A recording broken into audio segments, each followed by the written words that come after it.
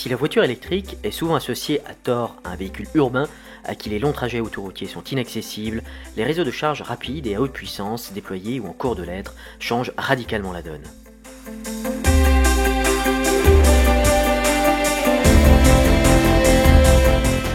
À commencer par le réseau Corridor, exploité par Sodetrel, filiale d'EDF, cofinancé par l'Union européenne, et de nombreux constructeurs automobiles qui offrent un temps de charge réduit à 40 minutes environ pour faire le plein d'énergie de tous les véhicules électriques acceptant la charge rapide.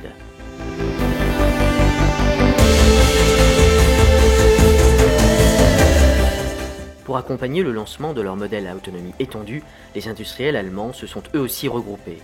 Créé fin 2017, le consortium Ionity rassemble ainsi les groupes automobiles BMW, Daimler, Ford, Volkswagen et ses filiales Audi et Porsche.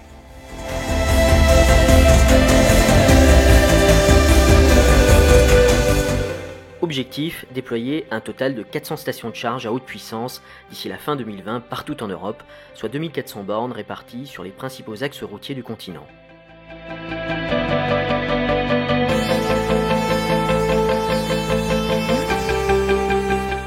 À raison de 4 à 10 bornes installées par station en fonction des besoins, un conducteur de véhicule électrique pourra trouver une station tous les 120 km et recouvrer 350 km d'autonomie en à peine 20 minutes.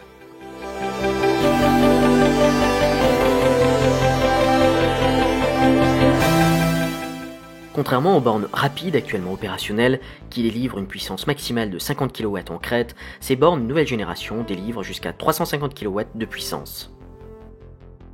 Une prestation offerte jusqu'à la fin août et qui, depuis le 3 septembre, est facturée 8 € la charge. Et en ce qui concerne la facturation au kWh, il faudra probablement attendre la mi-2019 pour accéder à cette formule.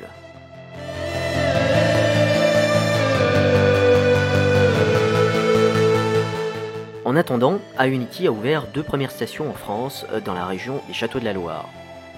2 aires d'autoroute sont concernées, sur la 10, l'aire de Tours-la-Longue-Vue, et sur la 11, l'aire de la Porte d'Angers Sud.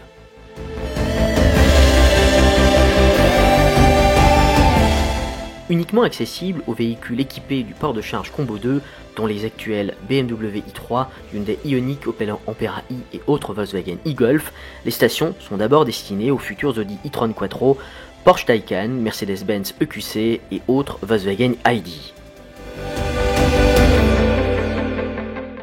Enfin, le service de charge peut être déclenché via un QR code propre à chaque borne ou un badge RFID d'un opérateur de mobilité tel que Plugsurfing ou NewMotion.